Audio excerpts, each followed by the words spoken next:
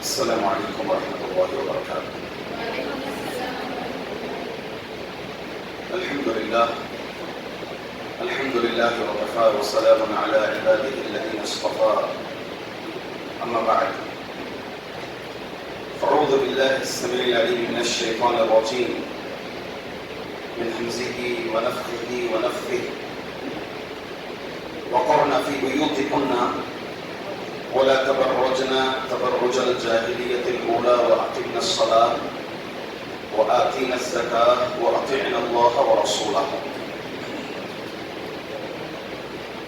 إنما يريد الله ليذهب عنكم الرجس أهل البيت ويطهركم تطهيرا۔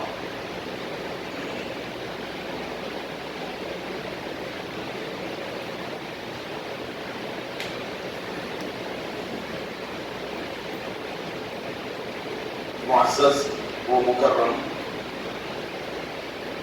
علماء دین و روح رواں مفتاح الجنہ ٹرسٹ، عزیز فارغات و طالبات و دیگر خواتین، جیسا کہ آپ لوگ جانتے ہیں، مجھے جس موضوع پر مکلف کیا گیا وہ موضوع ہے فقہ الاسرہ۔ فقہ الاسرہ جسے ہم انگریزی زبان میں ہوم سائنس کہتے ہیں۔ کالج میں پڑھنے والی طالبات یا عصری علوم میں ہوم سائنس مختلف نظریات سے اور مختلف فکر سے اس سبجیکٹ کو دیکھا جاتا ہے۔ اگر اوپننگ اسکول یا نئی او ایس جو سلیبس ہے، اس سلیبس کے تحت اگر دیکھیں تو زیادہ توجہ دلائی گئی ہے اس سبجیکٹ میں، وہ اقوام کے متعلق توجہ دلائی گئی ہے۔ اسی طرح سے آپ مصری علماء دین کے یا مصری مفکرین لوگ، ایجپٹ کے احبابوں نے اس موضوع پر کئی کتابیں لکھے ہیں فقہ الاسرہ کے نام سے۔ تو کوئی تربیتی پہلو پر لکھے ہیں، صرف کہ ماں بحیثیت ماں بن کر عورت کیسے اپنے بچے کی تربیت کرے، اس کے نظریات کو سمجھے، اس کے ذہن کو سمجھیں، وغیرہ وغیرہ۔ ہر ایک اپنے اپنے فکر سے اس موضوع پر روشنی ڈالا ہے۔ یہ موضوع اگر ہم شریعت کے نظریے سے دیکھیں گے تو یہ موضوع ایک عورت کے لیے جب وہ بلوغت کے دہلیز پر قدم رکھتی ہے، یہاں سے شروع ہوتا ہے، آخری مرحلے تک، اس کی وفات تک یہ موضوع جو ہے منتشر ہے، پھیلا ہوا ہے اور اس سے جڑا ہوا ہے عورت کی زندگی سے۔ یہ ایک سلیبس بھی ہے، بلکہ 6 منتھ کا کورس، 1 سال کا کورس، جیسے ہم تفصیلی طور پر بنانے تو 1 سال کا کورس بھی ہو سکتا ہے، 6 ماہی کورس بھی ہو سکتا ہے۔ مگر آج کے اس محاضرے میں میں آپ کے سامنے اس موضوع پر مختصر روشنی ڈالتے ہوئے کچھ اہم پہلوؤں پر مجھے گفتگو کرنا ہے آپ لوگوں کے سامنے۔ ان پہلوؤں پر میں انشاءاللہ گفتگو کر کے اپنی بات ختم کرنے کی کوشش کروں گا۔ اللہ تعالیٰ امہات المؤمنین کو حکم دیتے ہوئے کہا وَقَرْنَ فِي بُيُوتِكُنَّ وَلَا تَبَرَّجْنَ تَبَرُّجَ الْجَاهِلِيَّةِ، تم اپنی گھروں میں ٹکی رہو اور جاہلیت کی بناؤ سنگار کی طرح بناؤ سنگار کر کے تم گھروں سے باہر نہ نکلو، اور نماز میں گھر میں رہتے ہوئے نماز قائم کرو، اللہ اور اس کے رسول کی اطاعت کرو۔ یہ امہات المؤمنات کو حکم دیا گیا۔ تو اس اعتبار سے ایک عورت کے لیے گھر ہی ہر طرح سے اس کا ایک گھر بتایا گیا۔ گھر اسی لیے اللہ کے رسول صلی اللہ علیہ وسلم عورت کے لیے جو آٹو دروازے ہیں وہ گھر کے اندر ہی ہیں، دہلیز کے اندر ہی ہیں. عورت کے لیے جو آٹو دروازے کھولیں گے وہ دہلیز کے اندر ہی ہے. دہلیز کے باہر اللہ کے رسول صلی اللہ علیہ وسلم نے کہا فتنہ ہے. چنانچہ نبی اکرم صلی اللہ علیہ وسلم نے فرمایا المرأة عورة فإذا خرجت استشرفها الشیطان. عورت سراپا چھپانے کی چیز ہے. اگر وہ باہر نکلے، دہلیز کے باہر قدم رکھے تو شیطان جو ہے یہاں سے اس کے ساتھ ہو لیتا ہے، لگ جاتا ہے. تو اسی لیے عورت کے لیے جو آٹو جنت کے دروازے کھولے گئے ہیں وہ دہلیز کے اندر ہی ہیں.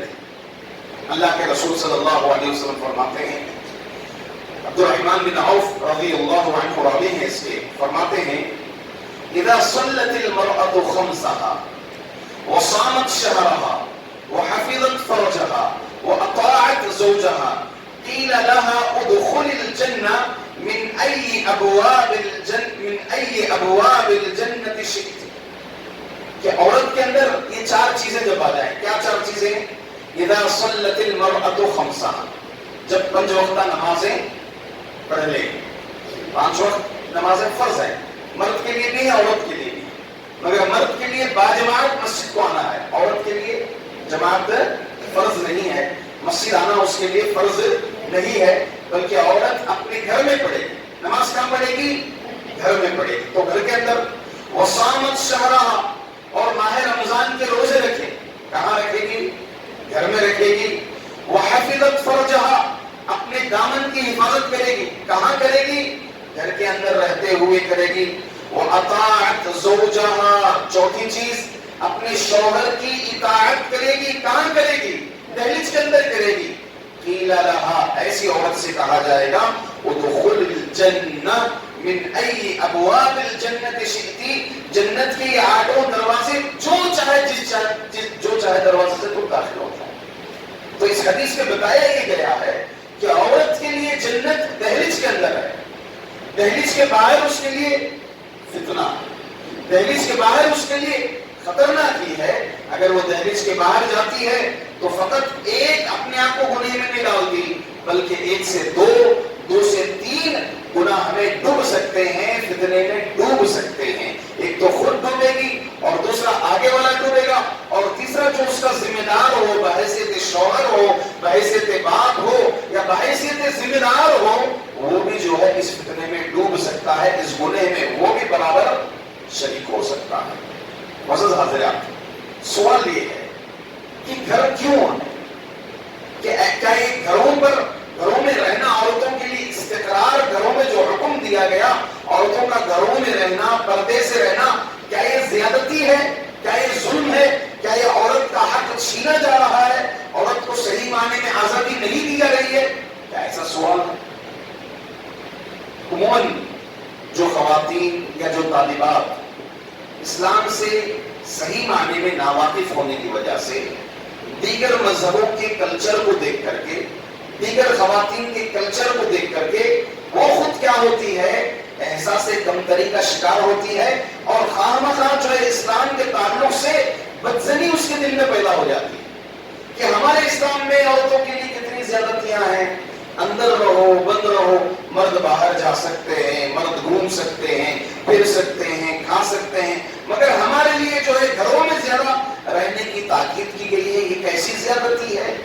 جو اسلام سے ناواقف ہے یہ ذہنی طور پر شیطان بھی یہ سوال ڈالتا ہے. اب چلیے تھوڑا سا ہلکا سا ہم نظریہ کریں گے دیگر مذہبوں کا. یہودی مذہب ہے، یہودیت میں اگر آپ دیکھیں پہل یہودیوں میں خواتین کو صحیح معنی میں حقوق نہیں دیے جاتے تھے، ان کے حقوق چھینے جاتے تھے. یہاں تک کہ خاتون، عورت ایک جانور بلکہ اس سے بھی کہیں گزری سمجھی جاتی تھی. اس کو جینے کا ادھیکار نہیں تھا، وہ ایک چیز تھی، انسان نے ایک چیز، وہ بازاروں میں بکی جاتی تھی، بیچی جاتی تھی، خریدی جاتی تھی. یہاں تک اتنا ناروا سلوک کیا گیا، اس کے حقوق پامال کیے گئے، اس کے حقوق چھینے گئے، اور وہ کسی ایک جگہ کی ملکہ نہیں ہو سکتی. کوئی ایک جگہ کے حاکم یعنی اس کی ملکیت میں ایک گھر ایک چیز وہ خرید نہیں سکتی بلکہ وہ خود ایک چیز تھی. یعنی اگر یہ کہہ لیں کہ زمانے جاہلیت میں جو غلاموں کا معاملہ تھا, غلاموں لوٹیوں کا معاملہ تھا زمانے جاہلیت میں, وہی معاملہ بلکہ اس سے بھی گیا گزرا معاملہ جو ہے خواتین کے ساتھ یہودیوں میں ہوتا تھا. اور یہی فکر جو یہودی پولس کے نام سے ایک یہودی تھا جس نے عیسائیت میں تحریف کی, اس نے سب سے پہلے کیا نظریہ پیش کیا, کیا فکرہ پیش کیا عیسائیت میں بھی اور یہودیت میں بھی, کہ جنت سے نکالے جانے کا کردار عورت کا. کیونکہ شیطان آدم علیہ السلام کو بھڑکانے کے لیے ورگلانے کے لیے ہوا کا استعمال کیا. کیونکہ مرد عموماً کیا آتا ہے, عورت کی بات میں آ جاتا ہے, میرے آدم کو نہیں ورگلایا ہو بلکہ ہوا کا جال استعمال کیا آدم کو بھڑکانے کے لیے, وہ پھل کھانے کے لیے. تو لہذا سبب کون بنی, عورت بنی. کہاں سے نکالے جانے کا, جنت سے نکالے جانے کا. لہذا ان عورتوں کو اس دنیا میں حق نہ دیا جائے, یہ یہودیوں کی تعلیم ہے اور عیسائیوں کی تعلیم. یہاں تک عیسائی مذہب 1800 اس کے آس پاس کی بات, فرانس کے اندر ایک بہت بڑی میٹنگ ہوئی عیسائیوں کی مذہبی میٹنگ جو آج بھی ہر 50 سال میں ہوتی ہے. تو اس میں یہ بات آئی, میں 200-250 سال پہلے کی بات کروں, یہ بات آئی کہ عورت کو انسانیت کا نام دیا جائے یا نہ دیا جائے.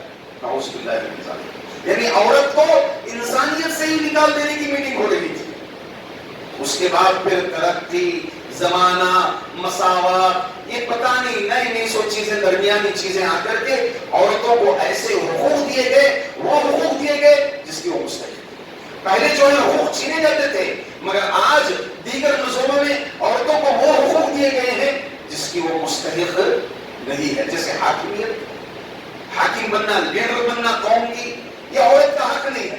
عورت کے اندر یہ وصف شریعت نے نہیں رکھا ہے بلکہ تخلیق خاتون میں بھی یہ وصف اللہ تعالیٰ نہیں رکھا ہے. تو لہٰذا ایسے حقوق دے کر یہ لوگ مساوات کا اعلان اس طرح کرتے ہیں کہ گویا اسلام کے نظریات کو نیچے گرانے کی کوشش کرتے ہیں, اور اسی جال میں ہمارے خواتین بھی پھنس جاتی ہیں. ہندوازم کی اگر ہم دیکھیں, ہندوؤں میں 1869-80 کی بات بول رہا ہوں میں, ہندوؤں میں باقاعدہ طور پر یہ رسم تھی کہ شوہر مرنے کے بعد عورت کو جینے کا ادھیکار نہیں تھا, جسے ستی کہتے ہیں, آپ لوگ سوشل میں پڑھتے ہیں.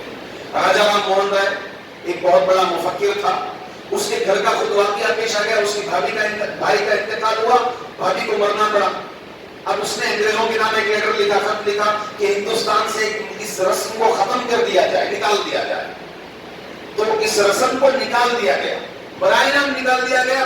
مگر کچھ سال پہلے بھی باقاعدہ طور پر خبریں آتی تھی, گرچہ میڈیا میں یہ خبریں نہیں آتی ہیں اور حقیقتاً یہ واقعات پیش آتے ہیں. اور آج بھی کئی گلیوں میں ایسا ہوتا ہے کہ اگر شوہر مر جاتا ہے تو اس عورت کو جینے کا ادھیکار نہیں. یہ ہندوؤں میں ہے, اور ہمارے مسلم خواتین اس چیز کو نہیں جانتی اور یہ سمجھتی ہیں کہ ہندوؤں میں کتنی اچھی آزادی دے رکھی ہے عورتوں کو, کتنی چھوٹ دے رکھی ہے عورتوں کو. اسلام میں جو ہے ایسی چھوٹ نہیں ہے, ایسی آزادی نہیں ہے. اسلام صحیح معنی میں حق دیا عورت کو. اللہ کے رسول صلی اللہ علیہ وسلم کا اور اسلام کا اتنا بڑا احسان ہے, محسن کائنات نبی اکرم صلی اللہ علیہ وسلم کا اتنا بڑا احسانات ہے خواتین پر کہ اس احسان کو چھپایا نہیں جاتا. آپ کا کیا وقت تھا, آپ کا کیا مقام تھا, آپ پیدا ہوتے ہی آپ کو دفنا دیا جاتا تھا. وَإِذَا بُشِّرَ أَحَدُهُم بِالْأُنثَىٰ ظَلَّ وَجْهُهُ مُسْوَدًّا وَهُوَ كَظِيمٌ يَتَوَارَىٰ مِنَ الْقَوْمِ مِنْ سُوءِ مَا بُشِّرَ بِهِ أَيُمْسِكُهُ عَلَىٰ هُونٍ أَمْ يَدُسُّهُ فِي التُّرَابِ. آپ پیدا ہوتی تو صرف دو ہی آپشن تھا, یا تو باپ ذلت کی زندگی جیے یا پھر جو ہے آپ کو جا کر زندہ دفنا دیا جائے. اللہ کے رسول صلی اللہ علیہ وسلم نے مقام دیا, بحیثیت بیٹی آپ کو مقام دیا. نبی اکرم صلی اللہ علیہ وسلم نے فرمایا من عال جاریتین, جس کی دو بیٹیاں ہوں اس پہ صبر کرے پیدائش پر, ان کی صحیح تربیت کرے. اللہ کے رسول صلی اللہ علیہ وسلم نے فرمایا کہاتین فی الجنہ, کہاتین یوم القیامہ, میں اور وہ ایسے رہیں گے. پھر وہ ضم اصابعہ, اپنی انگلیوں کو ملایا, بیٹوں کے لیے کہا گیا. تو بیٹا اور بیٹی کے مقابلے میں کس کا مقام بڑھ گیا؟ اسلام بیٹی کا مقام بڑھ گیا. اگر وہی عورت ماں ہو تو باپ کے مقابلے ماں کے 3 درجے زیادہ ہے. ایک آدمی ہے اللہ کے رسول صلی اللہ علیہ وسلم کے پاس کہ اللہ کے رسول سب سے زیادہ کون حقدار ہے میں جس کے ساتھ احسان کروں؟ کہا تیری ماں، پھر کہا تیری ماں، پھر کہا تیری ماں، چوتھی مرتبہ کہا تیرا باپ. تو باپ کے مقابلے ماں کو عورت کو اسلام 3 حق زیادہ دیتا.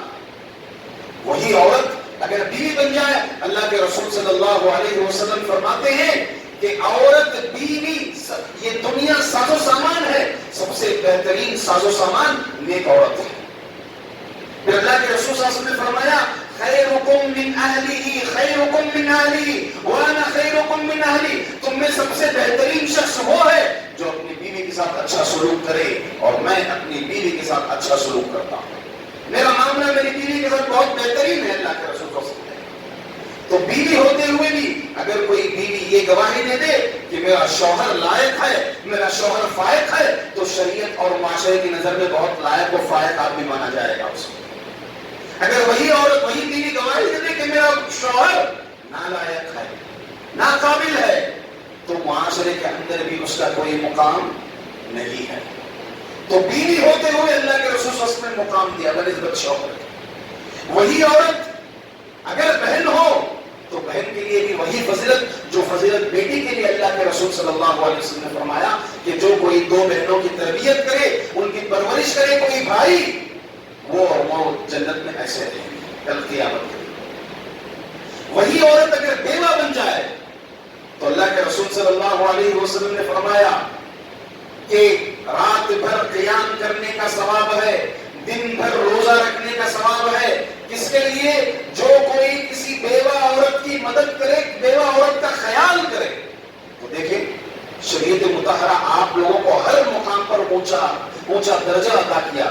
بیٹے ہونے کے ناحیے، بہن ہونے کے ناحیے، بیوی ہونے کے ناحیے، ماں ہونے کے ناحیے، حتیٰ کہ اگر کوئی آپ کا سرپرست نہیں ہے تو آپ کا محرم نہیں ہے، ایسی صورت میں بھی اللہ کے رسول صلی اللہ علیہ وسلم بتا رہے ہیں کہ بیوہ کے ساتھ احسان کرنے والا اس کو رات بھر قیام کرنے کا اور دن بھر روزہ رکھنے کا ثواب اس آدمی کو ملے گا. الغرض میں اپنے موضوع پر طویل اس بات پر طویل طول نہ دیتے ہوئے یہی بات پر آؤں گا کہ یہ جو نظریہ ہے، یہ جو فکرہ ہے، اس فکرے کو ہٹانا ہے. صحیح معنی میں حقوق عورتوں کو جو عطا کیا ہے وہ اسلام نے دیا ہے. جو اس کی تخلیق کے قابل ہوں، جو اس کو سوٹ کرتے ہوں، جو اس کی استطاعت میں ہیں، اتنے حقوق اسلام ہی دیا ہے، کوئی اور مذہب نہیں دیا ہے. اسلام کے تعلق سے غلط فہمی یہ بھی ہے عورتوں کی کہ یہ اسلام میں کیا زیادتی، مرد ہے، بیٹا ہے، اس کو 2 حصے، بیٹی ہے تو 1 حصہ.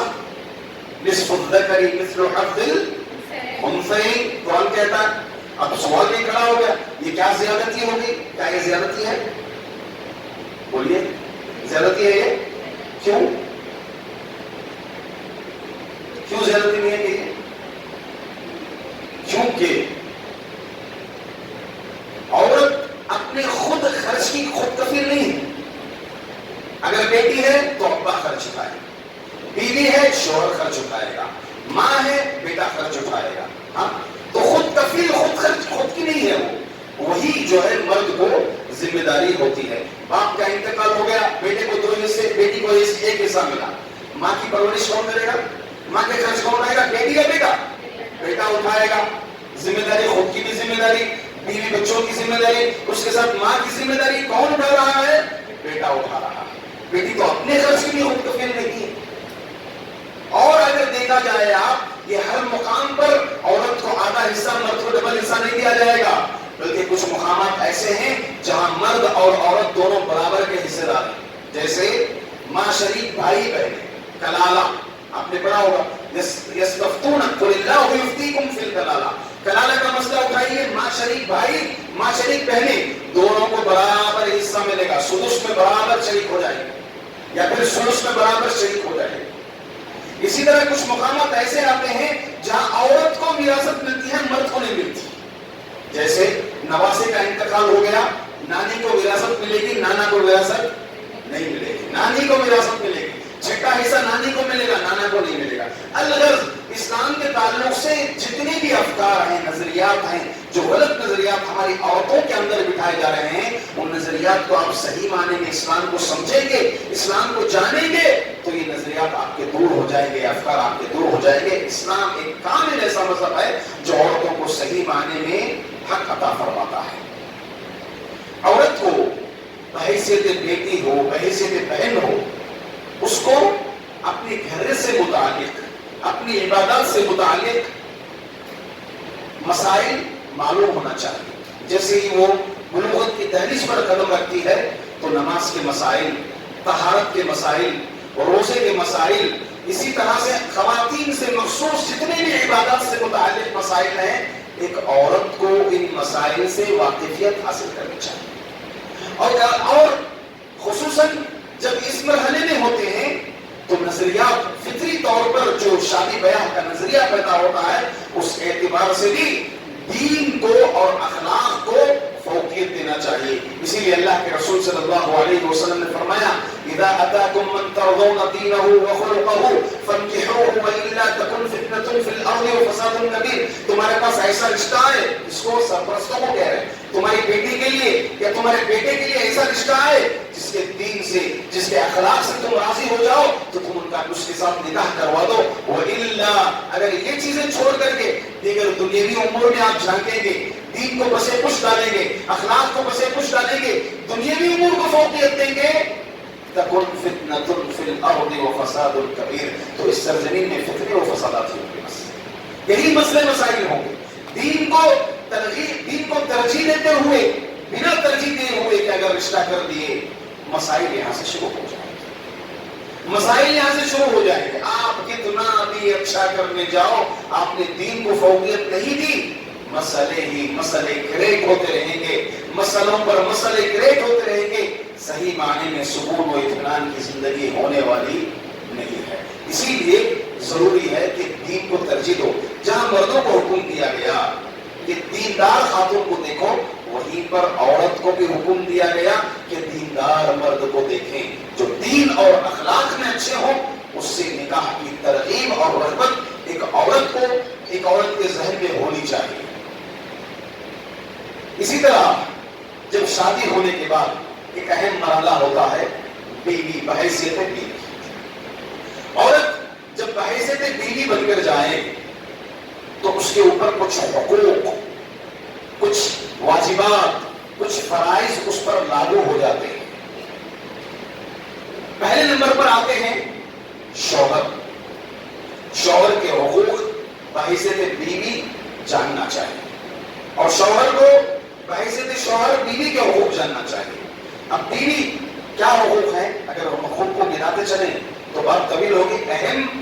اہم حقوق پر میں اشارہ کرتے ہوئے بات کو آگے بڑھاؤں گا۔ پہلی چیز شوہر کی خدمت۔ شوہر کی خدمت، اس سے پہلے آپ یہ ذہن میں رکھ لیجئے الرجال قوامون علی النساء بما فضل اللہ بعضهم علی بعض وبما انفقوا من اموالهم۔ اللہ تعالیٰ مردوں کو عورتوں پر فوقیت دیا ہوا، قوام بنایا ہے دو چیزوں کی وجہ سے، ایک تخلیق، ایک خلقی، اور دوسری کسبی۔ یعنی اللہ تعالیٰ پیدائش ہی ایسی بنائی ہے بالمقابل عورت کے مرد کی، عورت کو کمزور بنایا ہے اور مرد کو طاقتور بنایا ہے اللہ تعالیٰ، فطری طور پر ایسی تخلیق کی ہے۔ اب ایک جنس دوسری جنس کی تمنا نہیں کر سکتے، شریعت میں یہ بھی منع ہے، قرآن کریم منع فرماتا ہے۔ کوئی عورت یہ نہیں سوچ ہمیں عورتیں اندر رہنا، ایسا ہمیں بھی کاش مرد رہتے تو ایسا ہوتا نہ ہو، بسم اللہ الرحمن الرحیم۔ یہ آپ اللہ کی تخلیق میں شک کر رہی ہیں، اللہ جیسے بنایا ہے اس پر اعتراض کر رہے ہیں آپ، یہ منع ہے شریعت میں، قرآن کا حکم ہے۔ کوئی عورت مرد کی تخلیق کی اور کوئی مرد عورت کی تخلیق کی تمنا نہیں کر سکتا۔ وَلَا تَتَمَنَّوْا مَا فَضَّلَ اللَّهُ بِهِ بَعْضَكُمْ عَلَى بَعْضٍ لِلرِّجَالِ نَصِيبٌ مِّمَّا اكْتَسَبُوا وَلِلنِّسَاءِ نَصِيبٌ مِّمَّا اكْتَسَبْنَ۔ تم ایک دوسرے کی تمنا مت کرو، جو اللہ تعالیٰ نے فضل عطا کیا ہے مردوں کو عورتوں پر، عورتوں کو مردوں پر، اسی لیے ایک دوسرے کی تمنا مت کرو۔ اسی لیے مشابہت سے بھی منع فرمایا اسلام کہ عورتیں مردوں کی تشبیہ اختیار نہ کریں اور مرد عورتوں کی تشبیہ، چاہے لباس میں ہو، چلن میں ہو، گفتگو میں ہو، کسی بھی معاملے میں مرد کی طرح رہنا ہے، عورت کو عورت کی طرح رہنا ہے۔ تو تو الغرض اللہ تعالیٰ ایک خلقت کے اعتبار سے مرد کو طاقتور بنایا، اور دوسرا کسبی، مرد کا کام دیکھ لیا، مرد باہر کام کرتا ہے، دھوپ پہ کام کرتا ہے، محنت سے پتھریں اٹھاتا ہے، توڑتا ہے، اور کئی کام محنت کے کام کرتا ہے، بلڈنگیں تعمیر کرتا ہے. اس کے بالمقابل عورت کے اندر عورت یہ کام نہیں کر سکتی. یہ کسبی اعتبار سے عورت یہ کام نہیں کر سکتی. عورت کچن سنبھال سکتی ہے، عورت گھر سنبھال سکتی ہے، شوہر کے مال کی حفاظت کر سکتی ہے، شوہر کے بچوں کی تربیت کر سکتی ہے. یہ عورت کی فطرت میں بھی ہے، اور کسبی اعتبار سے بھی عورت کو یہی چیزیں مکلف کی گئی ہیں، اور مرد کو یہ باہر کی چیزیں مکلف کی گئی ہیں. تو اس اعتبار سے حق یہ ہے کہ خاوند کی خدمت کی جائے. اللہ کے رسول صلی اللہ علیہ وسلم کے پاس آپ کی پھوپھی آئی کسی مسئلے میں استفسار کرنے کے لیے، علم حاصل کر لیا. پھر اللہ کے رسول صلی اللہ علیہ وسلم نے کہا کہ کیا آپ کی شوہر زندہ ہے، باحیات ہے؟ کہا ہاں. پوچھا کیا تم ان کی خدمت کرتی ہو؟ ہاں میں ان کی خدمت کرتی ہوں، پوری کوشش کرتی ہوں خدمت کرنے کی. ہاں البتہ وہاں پر میں اسٹاپ ہو جاتی ہوں جہاں میں خود عاجز ہو جاؤں. اللہ کے رسول صلی اللہ علیہ وسلم نے ایک جملہ فرمایا، کہا فانظری این انتی منہ فانما هو جنتک ونارک. دیکھ لو آپ کا مقام اس مرد کے اعتبار سے، اس کی خدمت کے لحاظ سے آپ کے حق میں یہ مرد کیا ہے. یہ مرد ہی آپ کی جنت ہے اور یہی آپ کی جنت. اللہ ہو گیا. شوہر آپ کی جنت ہے اور شوہر آپ کی جہنم ہے. کیا مطلب ہے؟ آپ اس کی خدمت کریں گی جنت پائیں گی، اگر آپ اس کی خدمت نہیں کریں گی، نافرمانیاں کریں گی، تو یہی شوہر آپ کے لیے جہنم کا جانے کا راستہ ہو جائے. تو یہ بہت بڑی بات ہے جس کو اللہ کے رسول صلی اللہ علیہ وسلم نے فرمایا، یعنی حصول جنت کا ذریعہ شوہر کی خدمت. اور یہ ہمارے پاس مثالیں ہیں، زندہ مثالیں. سب سے اونچی خاتون حضرت فاطمہ رضی اللہ عنہا. اللہ کے رسول صلی اللہ علیہ وسلم نے کیا فرمایا؟ سیدۃ نساء اہل الجنہ، جنت کی خواتین کی سردار سیدہ. کون؟ فاطمہ رضی اللہ عنہ. معلوم ہے حضرت علی رضی اللہ عنہ کی کتنی خدمت کرتی تھی، کتنی خدمت کرتی تھی. آپ روایت میں آتا ہے، فرماتی ہیں کہ آپ اتنی خدمت کرتی تھی، آٹا پیس پیس کر کے آپ کے ہاتھ کو چھالے آ گئے، چکی میں پیس پیس کر کے ہاتھ کو چھالے آ گئے تھے. خبر ہوئی کہ نبی اکرم صلی اللہ علیہ وسلم کے پاس مال غنیمت میں کچھ غلام آئے، تو آپ آئی غلام طلب کرنے کے لیے. پھر اللہ کے رسول صلی اللہ علیہ وسلم گفتگو میں مصروف تھے، اپنا مقصد پیش نہیں کر سکی، واپس چلے گئی. پھر اللہ کے رسول صلی اللہ علیہ وسلم فارغ ہو گئے. اما عائشہ رضی اللہ عنہا نے کہا کہ آپ جانتے ہیں کہ فاطمہ آپ کے پاس کیوں آئی تھی؟ تو اللہ کے رسول صلی اللہ علیہ وسلم نے کہا نہیں ہوا. عائشہ رضی اللہ عنہا نے کہا کہ وہ کام کر کر کے تھک چکی ہیں، انہیں ایک غلام مطلوب ہے، ایک غلام چاہیے جو ان کی خدمت کر سکے. تو اللہ کے رسول صلی اللہ علیہ وسلم ان کے پاس گئے، فاطمہ اور علی رضی اللہ عنہما کے پاس. جا کر کے کہا بیٹی وقت کا سردار، بیٹی کا یہ مقام سیدۃ نساء اہل الجنہ. اللہ کے رسول صلی اللہ علیہ وسلم فرما رہے ہیں کہ میں تمہیں ایسی چیز بتاؤں گا جو غلام و خادم سے زیادہ بہتر ہے. کیا ہے؟ سبحان اللہ 33 مرتبہ، الحمدللہ 33 مرتبہ، اللہ اکبر 34 مرتبہ. اس کو پڑھ لیا کرو، غلام و خادم سے زیادہ بہتر ہے یہ تمہارے. اللہ اکبر. کتنی زندگی مثال شوہر کی خدمت کے لیے. جنت کی سردار، جنت کی خواتین کی سردار ہمارے سامنے مثال موجود ہے. اور خلیفہ اول حضرت ابوبکر رضی اللہ عنہ، ان کی بیٹی حضرت اسماء بنت ابی بکر صدیق رضی اللہ عنہ، حضرت زبیر رضی اللہ عنہ کی زوجیت میں. زبیر بڑے مالدار صحابی تھے، مگر اس وقت ابھی مالداری کے عالم میں نہیں تھے. اس وقت کی بات حضرت اسماء رضی اللہ عنہ بتاتی ہیں کہ زبیر رضی اللہ عنہ کی میں خدمت کیا کرتی تھی. ان کے پاس ابھی مالدار نہیں تھے، ابھی اتنا مال نہیں تھا. ایک گھوڑا تھا، ایک اونٹ تھی. ایک گھوڑا اور ایک اونٹ تھا. اس گھوڑے کو گھاس ڈالنا، پانی پلانا، یہ کام کرتی تھی. اور ساتھ میں اونٹ پر میں پانی لاد کر لے کر آتی تھی اونٹ کو. اونٹ پر پانی رکھ کر، مشکلوں کو رکھ کر پانی لے کر آتی تھی. اللہ کے رسول صلی اللہ علیہ وسلم ایک زمین دیے تھے زبیر کو مال فیمے مال غنیمت میں، جو گھر سے 2 میل کے فاصلے پر تھی. وہاں پر جا کر میں کھٹلیاں چن کر لے آتی تھی، اور میں آٹا خود پیستی تھی، بناتی تھی، آٹا بناتی تھی. البتہ مجھے روٹی بنانا نہیں آتا تھا، تو انصار کی بعض پڑوسیاں بڑی اچھی خواتین تھی، وہ مجھے روٹی بنا کر دیا کرتے تھے، اور میں ان کو آٹا پیس کر دیا. حضرت ابوبکر رضی اللہ عنہ کی بیٹی اسماء رضی اللہ عنہ اپنے شوہر کی خدمت کے متعلق یہ باتیں بیان کر رہے ہیں. الغرض شوہر کی خدمت یہ عورت کا پہلا حق ہے. شوہر کی خدمت کر، خدمت سب سے پہلے آپ یہ ذہن میں رکھیں کہ یہ اللہ کا حکم ہے. اس خدمت میں اور مزہ آئے گا. آپ یہ نہ سمجھیں کہ میری ڈیوٹی ہے، شادی ہو گئی اب مجھے کرنا ہی ہے، نہیں تو جو ہے کام نہیں چلنے والا. اس چیز کو چھوڑ دیجیے. آپ اس سے پہلے آپ یہ مقدم رکھو جیسے اللہ نے آپ کو نماز کا حکم دیا، نبی اکرم صلی اللہ علیہ وسلم نے نماز کا حکم دیا، روزے کا حکم دیا، زکات کا حکم دیا، ویسے شوہر کی خدمت کا حکم کس نے دیا؟ اللہ. تو سب سے پہلے آپ کس کی اطاعت کر رہی ہیں؟ اللہ کی اطاعت کر رہی ہیں. اس بات کو آپ مقدم رکھیں اور شوہر کی خدمت کریں. یہی جنت ہے اور یہی جہنم ہے. مزید شوہر کی اطاعت میں سے ایک چیز یہ بھی ہے کہ اس کی فرما برداری کی جائے. جس کی اطاعت وہ فرما برداری کی جائے. 3 حدیثیں میں آپ کے سامنے پیش کروں. اللہ کے رسول صلی اللہ علیہ وسلم فرماتے ہیں کہ فرما برداری کس اعتبار سے؟ ابو ہریرہ رضی اللہ عنہ نے پوچھا کہ اللہ کے رسول بہترین بیوی یا بہترین عورت کون ہے؟ نبی اکرم صلی اللہ علیہ وسلم نے کہا،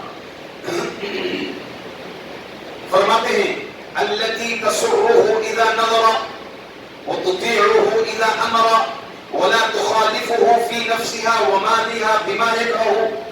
فرماتے ہیں کہ جو جب تم اسے دیکھے تو خوش کر دے. گھر گئے چڑچڑے بننے ہیں، کام کیے، وہ کیے، شوہر آیا بگ دیے، کچھ بھی وہ نہیں لائے، یہ نہیں کیے، وہ نہیں کیے، میرے اوپر اتنا کام ڈال کر گئے، یہ ڈال کر گئے، یہ ڈال کر گئے، چڑچڑے پن سے. شوہر باہر سے آتا ہے، تھکا ماندہ ہوتا ہے، باہر کے کام کاج، باہر کے ٹینشن، قرض کا ٹینشن، دیگر امور اس کے پاس رہتے ہیں، کئی مسائل سے نپٹ کر کے آتا ہے. کبھی راستے میں پولیس گاڑی پکڑ لیا، وہ مسئلہ ہو گیا، یہ مسئلہ ہو گیا، کمپنی میں کسی نے باس نے کچھ کہہ دیا، وغیرہ وغیرہ. کئی باہر کے جھنجھٹیں لے کر گھر آتا ہے سکون کے لیے، اطمینان کے لیے. اب گھر آتا ہے، ابھی قدم رکھا دہلیز میں، زبان شروع ہو گئی. اللہ کے رسول صلی اللہ علیہ وسلم فرما رہے التی تسرہ اذا نظر، جب دیکھے تو خوش کر دے، وتطیعہ اذا امر، اور جب وہ کوئی کام کا حکم دے تو فوراً طور پر اس کی اطاعت بجا لائے. ولا تخالفہ، اس کی وہ مخالفت نہ کرے. فی نفسها ومالها، نہ اپنے آپ میں اور نہ ہی اپنے مال میں. مال بھی اگر خرچ کرنا ہے، خود کا مال ہے تو شوہر کی اجازت ہونا ہے. اپنا بھی معاملہ ہے، باہر بھی نہیں جا سکتی، شوہر کی اجازت ہونا ہے.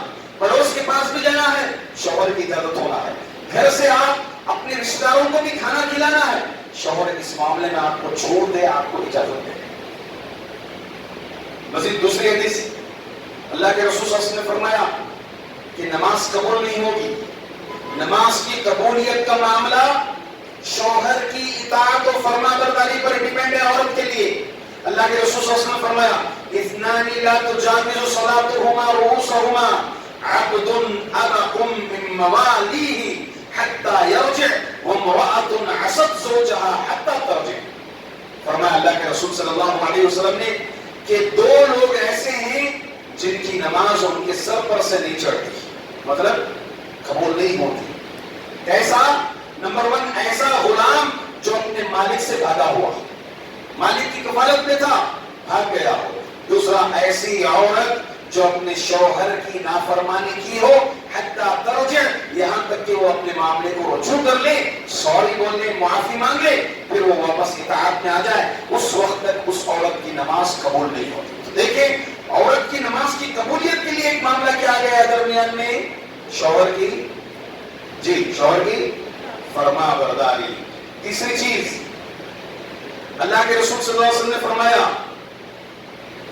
لا طاعت لأحد فی معصیت اللہ انما الطاعت فی المعروف. ہاں آپ اگر اطاعت کرنی ہے شوہر کی صرف ان امور میں جس میں اللہ کی اطاعت ہے، جس میں اللہ راضی ہوتا، جس میں اللہ کی ناراضگی ہے اس میں اطاعت نہیں ہوتی.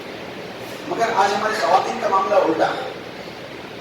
دین کے معاملے میں پورا اپنے شوہر پر ڈیپینڈ ہو جاتی، توحید کے گھرانے کی ہوتی. مثال کے طور پر شادی کر دیے تب کسی اور جماعت میں جو توحید پر نہیں ہے، شوہر توحید پر نہیں ہے، گھرانہ توحید پر نہیں ہے.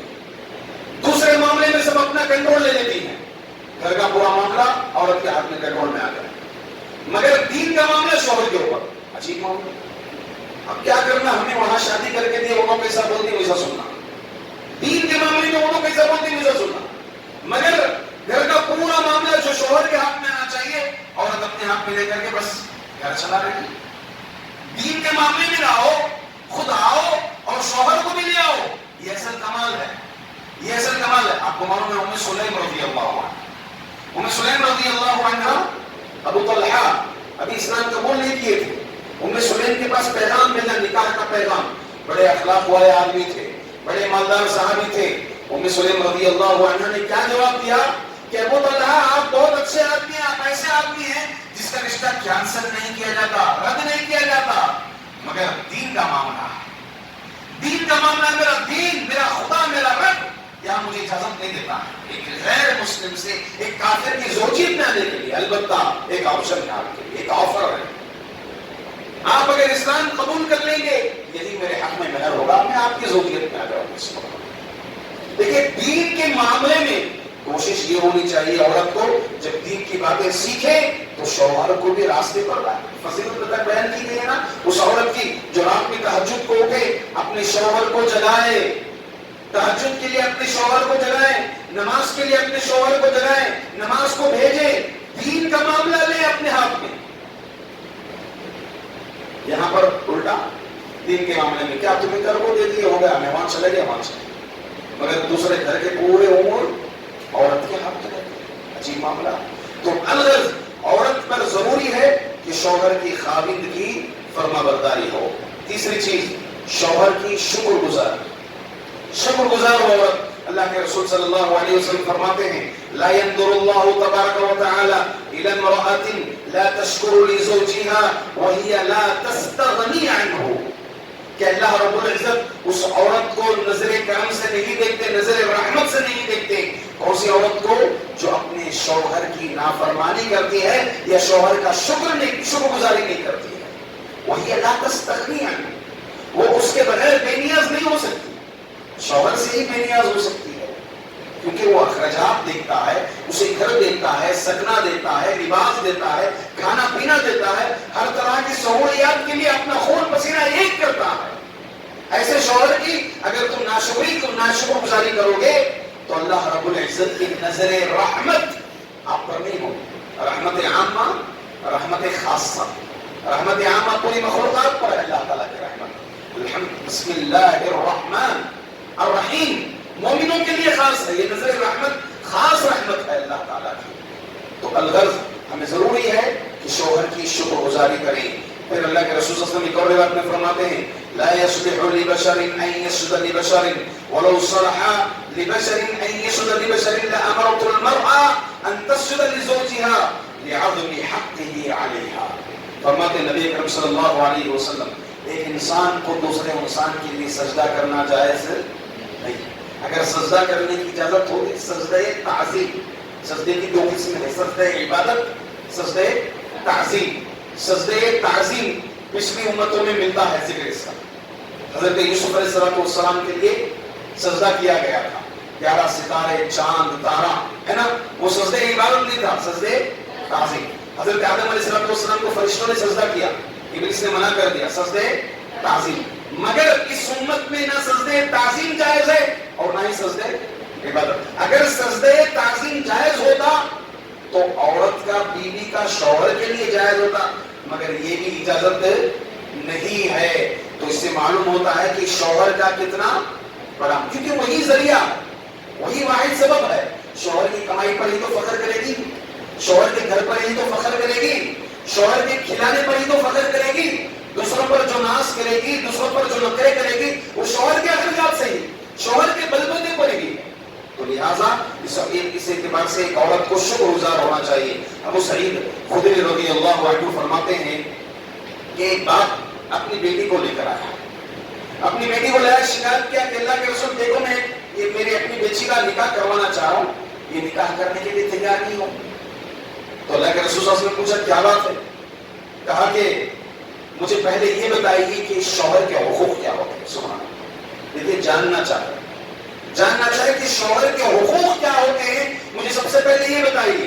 تو اللہ کے رسول صلی اللہ علیہ وسلم نے فرمایا کہ بیوی پر شوہر کا حق اتنا بڑا ہے کہ اگر اس پر کوئی زخم ہو تو اسے پوچھ لے، ایک لفظ ہے چاٹ بھی ہے، یعنی ایک طرح سے مقام اور مرتبہ دکھانے کے اتنا بڑا حق ہے۔ تو اس اعتبار سے نا شکر گزار ہونا شوہر کے یہ قطعاً اجازت نہیں ہے۔ معزز حاضرات، ہمیں شوہر کے مزاج کو بھی سمجھنا چاہیے، شوہر کے مزاج کو سمجھیں، اس کو کیا چیز چاہیے، شوہر کے لیے کب غصے میں ہوتا ہے، کب خوشی میں ہوتا ہے، کس وقت خوش کیا جائے، کس غصے میں ہو تو کیسے ٹھنڈا کیا جائے۔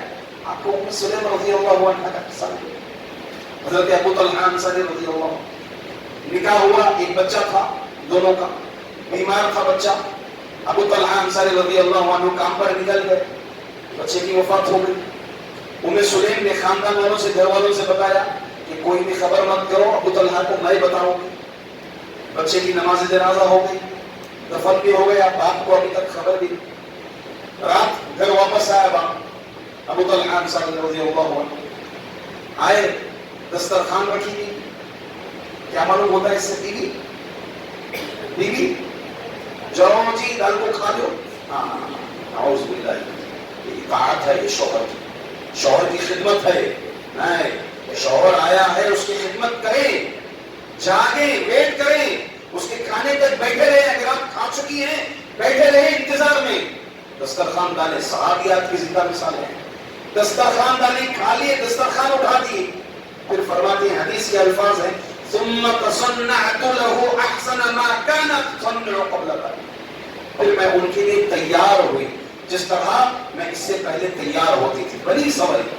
اس کے بعد پھر ملاقات بھی ہوئی، ملاقات ہونے کے بعد کتنی پیاری مثال دیتے ہوئے کہتے ہیں ابو طلحہ کو، ابو طلحہ آپ مجھے یہ بتائیے کہ کوئی آدمی آپ کے پاس امانت رکھے اور ایک وقت آئے اگر اس کی امانت لے کر چلے جائیں تو کیا اس کو دے دینا چاہیے، اعتراض کرنا چاہیے؟ نہیں، اس کا حق ہے، وہ جب چاہے لے لے، جب چاہے دے دے۔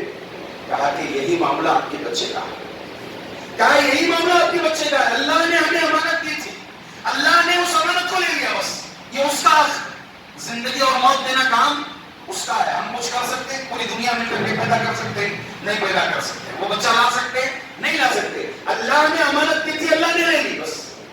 ابو طلحہ انصاری رضی اللہ عنہ، کتنا پیارا انداز ہے شوہر کا، اس شوہر کا مزاج یہاں پر حضرت ام سلیم نے سمجھا کہ شوہر کو کون سی خبر کب دینا ہے۔ گھر آئے، ارے کرایہ ہے، ریٹ بل ہے، یہ ہے، وہ ہے، وہ پہلے ہی گرانا شروع کر دیا۔ پہلے سمجھے کس چیز کو، کیا چیز فیس کر کے آیا ہے شوہر۔ گھر آیا ہے، پانی دیجئے، اس کو کھانا دیجئے، گفتگو کیجئے، کیا معاملہ ہوا، کیا نہیں، مزاج جب پورا سمجھ لیے تب جو ہے جو اپنے پیش کر، جو بھی چیزیں کرنی ہیں آپ تب پیش کریں۔ تو یہاں پر ام سلیم رضی اللہ، پھر ابو طلحہ انصاری اللہ کے رسول کے پاس شکایت کی، دیکھو بچے کا انتقال ہو گیا، بیوی کھانا بھی دی اور تیار بھی، اور ہماری ملاقات بھی ہوئی، پھر مجھے اس طرح سے خبر دی۔ اللہ کے رسول صلی اللہ علیہ وسلم نے کہا بارک اللہ فی لیلتکم، اللہ تعالیٰ تم دونوں کی کل والی رات میں برکت دے۔ نبی کریم صلی اللہ علیہ وسلم کی دعا کا اثر کیا ہوا؟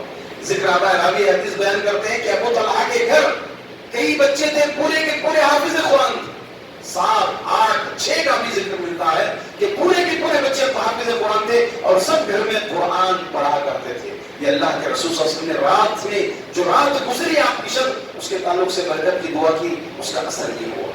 تو الغرض اس میں کئی عبرتیں، کئی نصیحتیں معلوم ہوتے ہیں، فوائد معلوم ہوتے ہیں۔ اس میں سے ایک فائدہ یہ بھی ہے کہ عورت کو چاہیے کہ وہ شوہر کا مزاج سمجھیں، اس کے مزاج کے حساب سے اس سے گفتگو کریں۔ معزز حضرات، دوسرا ایک مرحلہ ہے بحیثیت بیوی، ایک تو شوہر کی خدمت ہے، خاوند کی اطاعت ہے، خاوند کی شکر گزاری ہے، خاوند کے مزاج کو سمجھنا ہے. تو دوسری طرف سسرال میں جب وہ جاتی ہے، ایک طرف شوہر، دوسری طرف سسرال والے، ساس، سسر، ننند، ہاں دیگر پھر ساس کے رشتہ دار، ان سب چیزوں سے بھی فیس کرنا پڑتا ہے، ان سب چیزوں سے فیس کرنا پڑتا ہے. عموماً اس معاملے میں افراط و تفریط کا شکار ہے. کئی خواتین پہلے اسے نظریات بتا دیتے کہ ساس کی خدمت واجب نہیں ہے، سسرے کی خدمت واجب نہیں ہے، میں کروں گی تو بس شوہر کی خدمت کروں گی، شوہر کی اطاعت کروں گی، گھر الگ کرو، ہمیں الگ کرو، ہمیں وہ ضروری نہیں ہے، یہ ضروری نہیں ہے. اس طرح کی مار توڑ کوٹ کچوری، یہ مسائل ہم سب سے پہلے اسلام کو سمجھنا چاہیے. اسلام ہمیں اس سلسلے میں، اس معاملے میں کیا حکم دیتا ہے. ساس کے ساتھ ہمارا معاملہ ہو یا پھر شوہر کے ساتھ ہمارا معاملہ ہو، تو یہ اسلام ہمیں یہ چیزیں عطا فرماتا ہے. سب سے پہلے ساس کے تعلق سے اب دیکھیں 3 رول ہے. ساس، عموماً ساس کا ہی معاملہ ہو، شوہر، بیوی. ساس کو چاہیے پہلے سے ساس، کئی لوگ ساس بھی ہوں گے، ساس بنیں گے بھی. ساس کی شکایت ہمیشہ یہ ہوتی ہے کہ جب میں بہو بن کر کے آئی صحیح ساس نہیں ملی، اب جب بہو آئی تو صحیح بہو نہیں ملی، جب ساس بنی تو صحیح بہو نہیں ملی، جب بہو بنی صحیح ساس نہیں ملی، ہمیشہ کی شکایت ہوتی. تو یہ ساس کبھی بھی یہ نہ کرے اپنی بہو پر کہ مجھ پر جو بیتا ہے وہ چیز میں بتاؤں گی. یہ قانون اور رول سمجھ لیتے. یہ کیا ہے؟ ایک قانون. مجھ پر جو ہوا میں وہ کرنا، وہ پہلے ہی سے مائنڈ سیٹ اپ ہوتا ہے. اور رشتہ بھی جو ہے ویسے ہی دیکھتے ہیں. لڑکے کے لیے کم زیادہ اچھا ہے یا کم دیکھتے ہیں، اپنے لیے اچھا ہے، میری خدمت کی کرنے کے قابل ہے کیا، ہمارے خاندان کو سیٹ ہونے کی. خیر الحمدللہ ثم الحمدللہ. جو تو ساس کے لیے پہلی بات یہ ہے کہ دیکھیں یہاں پر یہ آئی ہے، ہم اس کا ہاتھ لیے ہیں، ایک بیٹی کہہ کر ہاتھ لیے. یہ ہمیں دیکھ کر بھی دیے، صرف لڑکے کو دیکھ کر دیے نہیں، خاندان دیکھ کر دیے، لڑکے کی ماں دیکھ کر دیے، لڑکے کا باپ دیکھ کر دیے، یہ سب چیزیں دیکھ کر دیے ہیں. تو سب سے پہلے اپنے آپ کا محاسبہ کریں. میں بھی بہو بن کر گئی، مجھ پر کیا کیا بیت رہا، مجھ پر کون ایسے وقت، مجھ پر کون میرے سر پر ہاتھ رکھا، مجھے کتنا اچھا لگا. کیوں نہ میں میری بہو کے سر پر ہاتھ رکھوں، اس سے میں میٹھی باتیں کروں، اس سے میں اچھی باتیں کروں، اسے میں بیٹی ہونے کا احساس دلاؤں. یہ ایک ساس کا رول ہونا چاہیے. دوسرا یہاں پر شوہر کا معاملہ یہ تیتر بٹر ہو کے رہتا ہے. ادھر ذرا بیوی کے پاس کچھ کرے، پورا بیوی کا ہو گیا. ماں کے پاس گئے، مجھے کہیں کو کر لینا ہے تمہیں، یہاں امی کے پاس ادھر جانا پڑا. یہ مسئلے ادھر تیتر ادھر بٹر. تو شوہر کو چاہیے کہ دیکھیں ایک طرف ماں کا مقام ہے اور دوسری طرف بیوی کے حقوق ہیں. ان دونوں چیزوں کو بیلنس رکھنا چاہیے. افراط و تفریط کا شکار نہیں ہو جانا. یا تو ادھر ہو گیا ماں کو چلو تمہیں کون کی بول کے بھیج دے، یا پھر جو ہے ماں کے پاس گیا ختم کوٹ کچوری کے معاملے، ماں جیسا بولتی ویسا سنتی. تو معاملے کو سمجھنا ہے، شریعت کو سمجھنا ہے. ہم ایک لڑکی کو لائے ہیں، بیوی کو لائے ہیں، میری بہن بھی گئی ہے کیس میں، میری بہن پر کیا بتا ہوگا، تو اس کا بھی ہاتھ تھامے، ماں کے حقوق کو سمجھے، ماں کے مقام کو سمجھے، ماں کے مرتبے کو سمجھے. تیسری طرف خود بیوی ہے. دیکھیں اسلام کیا کہتا ہے، لیس منا من لم یرحم صغیرنا ولم یوقر کبیرنا. وہ ہم میں سے نہیں ہے جو چھوٹوں پر شفقت نہیں کرتا اور بڑوں کی توقیر، جو بڑوں کی عزت نہیں کرتے، وہ ہم میں سے نہیں ہے. تو کیا ساس ہمارے بڑے نہیں ہیں، ہمارے شوہر کی ماں نہیں ہے؟ تو ہم اگر یہ کہیں کہ آپ کی خدمت میرے اوپر واجب نہیں ہے، آپ اپنا دیکھو میں میرا دیکھوں، یہ کہاں تک صحیح ہے؟ چلیے اس کے اوپر خدمت واجب ہے، جواب دیجیے. خدمت کون کرنا ہے؟ ماں کی خدمت کون کرنا ہے؟ واجب کس کے اوپر ہے؟ بیٹے پر. بیٹا کرنے خدمت، بیٹا خدمت کرے گا تو آپ کو کون کھلائے گا، آپ کو کون پلائے گا، آپ کے لیے گھر کون دے گا، ہاں آپ کے اپنے جائز خواہشات کون پورے کرے گا اگر بیٹا بیٹھ جائے ماں کی خدمت کرتے ہو. تو اس اعتبار سے اس معاملے کو، اس نظریے کو سمجھنا چاہیے ایک عورت. ہاں خصوصاً یہ شروعات کا رول ایک عورت کا، یہ شروعات کا رول گویا ایک سنگی بنیاد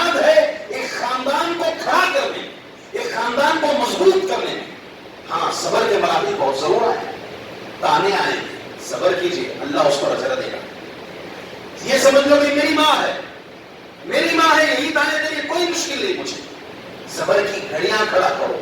उम्मन औरतें ऐसे वक्त हिम्मत हार जाती है, कुछ पल होते हैं। सब्र अगर आप करते गए, सब्र करते गए, तो लोग आपको, घर वाले आपको समझना शुरू हो जाएंगे, घर वाले आपको समझना शुरू हो जाएंगे। फिर वो सास के अंदर भी दर्द जगेगा, शौहर के अंदर दर्द जगेगा, घर वालों के अंदर दर्द जगेगा। ये आपका जो रोल है, बुनियादी रोल, एक खानदान को खड़ा करने में, एक खानदान को मजबूत करने में, एक रोल, एक औरत का रोल जो है यहाँ पर बुनियादी एतबार से बहुत अहम है। सब्र करना चाहिए और सब्र से काम करना चाहिए। तलाक, खुले, कोर्ट कचौड़ी, इन मामलात में हमारी खवातीन अक्सर चले आते हैं। देखें, तलाक के बाद में हमारा इस्लाम बहुत दूर अंदेश है। तलाक भी अगर मुकर्रर है, वो भी सुलह की बेस पर है तलाक। दरअसल तलाक नहीं, वो सुलह है। इस्लाम क्या हुक्म देता है? ज़ौजैन को एक दूसरे के हुकूक अदा करें, शौहर बीवी के, बीवी शौहर के। अगर हुकूक अदा ना करें तो कमी पेशियां, ऊपर नीचे होता है मामला, फितरती मिजाज जमता नहीं है। ऐसे वक्त अगर मिजाज नहीं जमता, बीवी में मिसाल के तौर पर टेढ़ापन है, तो शौहर को क्या हुक्म है?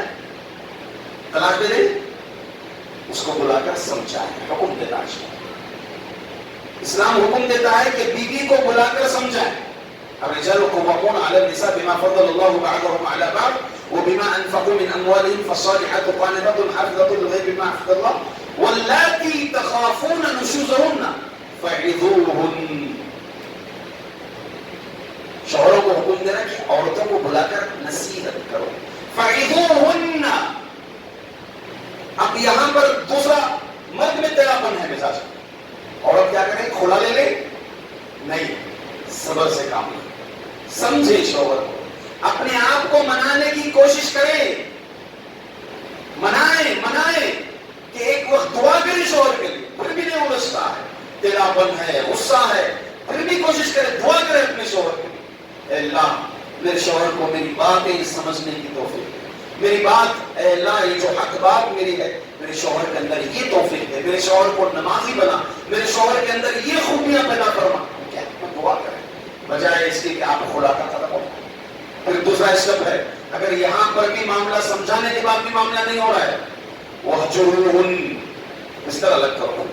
حکم ملا عورتوں کا بستر الگ کرو، ایک دن کے لیے، 2 دن کے لیے، یا پھر ایلا کا بھی حکم ہے شریعت میں. ایلا، اللہ کے رسول صلی اللہ علیہ وسلم نے 1 مہینہ ایلا کیا تھا اپنی بیویوں سے. جب انہوں نے مال زیادہ راشن طلب کیا تھا تو اللہ کے رسول صلی اللہ علیہ وسلم نے 1 مہینہ ایلا کیا تھا. ایلا کر لیں یا پھر بستر الگ کر لیں، سدھر جائیں گے. اگر یہاں بھی معاملہ نہیں ہو رہا ہے تو تھوڑا کیا کریں، ڈانٹ ڈپٹ کر کے ہلکے سے مار سکتا ہے شوہر، چہرے پر بھی نہیں، ہلکے سے مار سکتا ہے. یہاں بھی معاملہ نہیں سدھرا تو اپنے خاندان میں کا ایک نیک آدمی، انصاف پسند آدمی، پھر عورتوں کے گھر خاندان میں کا ایک انصاف پسند آدمی، دونوں آئے اس معاملے کو سلجھائیں. وَإِنْ خِفْتُمْ شِقَاقَ بَيْنِهِمَا فَابْعَثُوا حَكَمًا مِنْ أَهْلِهِ وَحَكَمًا مِنْ أَهْلِهِ. اس میں کا ایک حکم آئے، اس میں سے ایک حکم آئے، انصاف پسند ہو. اب یہ سلیکشن کیسا ہوتا ہے؟ جو روڈی قسم کا، چرب زبان قسم کے ہوتے ہیں ویسے آدمی کو چنتے ہیں. برابر کا کچھ وہ جو ہے معاملے کو جانتا ہی نہیں، ایسے آدمی کو جو گالی گلوچ کرتا ہے، روڈی قسم کا ہوتا ہے، ایسے آدمی کو بٹھاتا ہے. اب دوسرے آدمی کو بھی معاملے کو کچھ نہیں جانتا، ایسے آدمی کو بٹھاتے ہیں جو چرب زبان ہوتا. معاملہ کیا ہوتا ہے، کبھی کبھی خود کے شوہر کی پٹائی بھی ہو جاتی ہے، یا پھر جو ہے بیوی کو شوہر کے سامنے گالیاں سننی پڑتی ہے. پھر کل کا دن وہی شوہر ملے، وہی بیوی ملے، سنا ہو گئی بات میں اچھا لگے گا کہ ہمارا شوہر ہمارے میرے خاندان والوں کے پاس مار کھایا؟ کل اچھا لگے گا کہ اپنے خاندان کے والوں کے سامنے اپنے شوہر کو لائے. اللہ اکبر. صلح کر لیں، صحیح حکم کو چنے، صحیح حکم کو چن کر کیا کر لیں، صلح کر لیں. اگر صلح ممکن ہے، اگر صلح ممکن نہیں ہو رہا بلکہ الگ ہونا بہتر ہے، تو ایسے معاملے میں بھی شریعت کا کیا حکم ہے؟ بعد میں طلاق کا اسٹیپ ہے. طلاق کا جو اسٹیپ ہے اس پہ آپ غور کریں. یہ دراصل طلاق نہیں، ایک صلح کی پیشکش ہے. کیا شروط ہے طلاق کے؟ سب سے پہلے عورت کو حالت حیض میں طلاق نہیں دیں. کیوں؟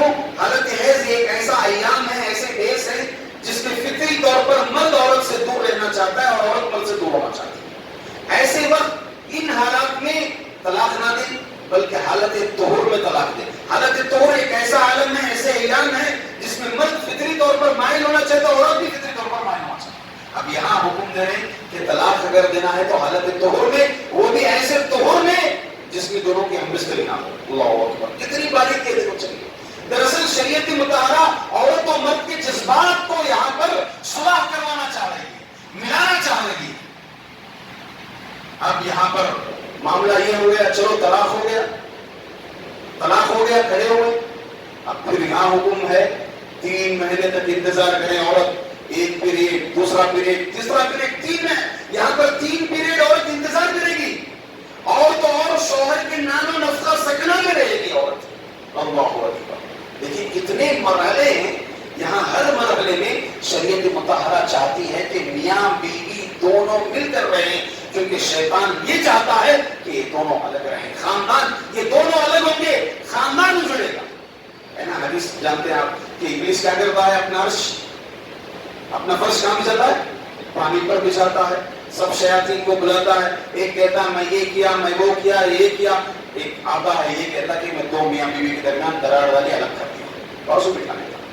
شریعت ملانے کی کوشش کر رہے ہیں. ابلیس شیطان چاہتا ہے کہ میاں بیوی الگ ہو جائے. تو شریعت کے جو احکامات ہیں، جو تعلیمات ہیں، اگر اس پہ غور و خوض کریں گے تو کسی بھی صورت میں الگ، طلاق، خلع، یہ کوئی کچوری شریعت ہرگز نہیں چاہتا. یا تو یہ صلح ہو یا پھر جو ہے اچھے طریقے سے سراحن جمیلہ کے تحت شریعت کی روح سے وہ الگ ہو اور اس کے پورے رولز ہیں. ایک اہم چیز، ایک اہم مرحلہ، عورت جب گھر میں رہتی ہے تو پڑوسیوں کے ساتھ اس کا معاملہ کیسے ہونا چاہیے. 1-2 حدیثیں بول کر میں اپنی بات کو ختم کر دوں گا. پڑوسیوں کے حقوق ہیں. دیکھیے ایک مسلمان ہو پڑوسی تو یہاں پر 2 حق ہو گئے، ایک اسلام کا اور دوسرا پڑوسی کا. تیسرا پڑوسی ایسا پڑوسی ہے جو رشتہ دار ہے، مسلمان ہے اور پڑوسی. تو یہاں پر اس کے کتنے حق ہو گئے؟ 3 حق ہو گئے. پڑوسی کے حقوق یہ ہیں کہ ہماری طرف سے اس کو تکلیف نہ ہو. اگر اس کی طرف سے ہم کو تکلیف ہو تو ہم صبر کریں. ہماری طرف سے اس پر زیادتی نہ ہو. اگر اس کی طرف سے ہم پر زیادتی ہو رہی تو ہم کیا کریں؟ صبر کریں. اس کے لیے بہت بڑا مقام ہے. اللہ تعالیٰ 3 لوگوں سے محبت کرتا ہے. اس میں سے ایک وہ آدمی یا وہ عورت جو اپنے پڑوسی کی اذیتوں پر صبر کرے تو اللہ تعالیٰ کی محبت اس پڑوسی پر، اس آدمی پر، اس عورت پر لازم ہو جاتی ہے. یہ رمضان ہے، کھلانے پلانے کا مہینہ ہے. کئی پڑوسی آ رہے ہیں کون کے ہمیں جانتے نہیں، ان کے گھر سے ہم نہ افطاری آتے ہیں، ہمیں خالی ان کو دیکھو گے. یہ برابری ہوگی، یہ برابری ہوگی، برابری نہیں کرنی. آپ نہیں جانتے ہیں، آپ سے وہ مرا ہے، آپ کو کبھی سلام نہیں کیا ہے، آپ تقدم کریں. السلام علیکم، بتا کا سامان پہنچے. ایک روزے دار پڑوسی، دیکھو 2 مسلمان روزے دار پڑوسی، کتنا بڑا ثواب ہے. ایک عام آدمی کو کھلا رہے ہیں آپ، پڑوسی کو کھلا رہے ہیں تو زیادہ اجر ہے، اس میں دگنا اجر ہے. پڑوسی کو دیکھیں اس کی حالتیں کیا ہیں، گھر کیسے چل رہا ہے، اسے صدقہ دینا ہو، اسے زکات دینا ہو، اسے قرض دینا ہو، یہ تمام چیزیں ہم دیا کریں. اللہ کے رسول صلی اللہ علیہ وسلم کیا فرمائے؟ حضرت معاذ رضی اللہ عنہ کو اگر گوشت بن رہا ہے تو کیا زیادہ کرو؟ سالن شوربہ زیادہ کرو، پانی ڈال کے زیادہ کرو. اپنے پڑوسی کو بھی دو. اور وہ مومن وہ کام، اس پر اللہ کا غضب ہے جو پیٹ بھر کر کے سویا ہوا ہو اور اس کا پڑوسی بھوکا ہو. تو ایک عورت کو گھر پر رہتے ہوئے بحیثیت بیٹی، بحیثیت بہن، خصوصاً بحیثیت بیوی، اس کے پڑوسیوں کا بھی حق ادا کرنا ہے. ہم اللہ تعالیٰ سے میرا وقت ختم ہو چکا ہے، ویسے موضوع بہت طویل ہے. میں اللہ تعالیٰ سے دعا کرتا ہوں کہ اللہ رب العزت ہم تمام خواتین، خصوصاً ہماری خواتین کو اسلام کے احکامات کو صحیح طور سے جاننے اور پہچاننے کی توفیق عطا فرمائے، اس پر عمل کرنے کی توفیق عطا فرمائے. اللہ تعالیٰ ہمیں جو بیمار ہیں انہیں شفا عاجلہ کاملہ عطا فرمائے، جو پریشان حال ہیں اللہ تعالیٰ ان کی پریشانیوں کو دور عطا فرمائے. میں آخر میں اللہ تعالیٰ کی شکر کے بعد خصوصاً معزز علماء کرام کا جو دارالفلاح کے بانیین ہیں، اللہ رب العزت ان کی اس خدمات کو قبول فرمائے. جو بڑی ہی پلان سے اور بڑے منصوبے سے پہلے سے ہی اس ایک پروگرام کو ترتیب دینے میں، تشکیل دینے میں کافی محنتیں، کافی کوششیں ان کی چل رہی ہیں. اللہ تعالیٰ اس ماہ رمضان میں ان کی کاوشیں، ان کی کوششیں قبول فرمائیں اور اس کا ذرہ ذرہ پائی پائی پر بدلہ اللہ تعالیٰ ان علماء کرام کو عطا فرمائیں.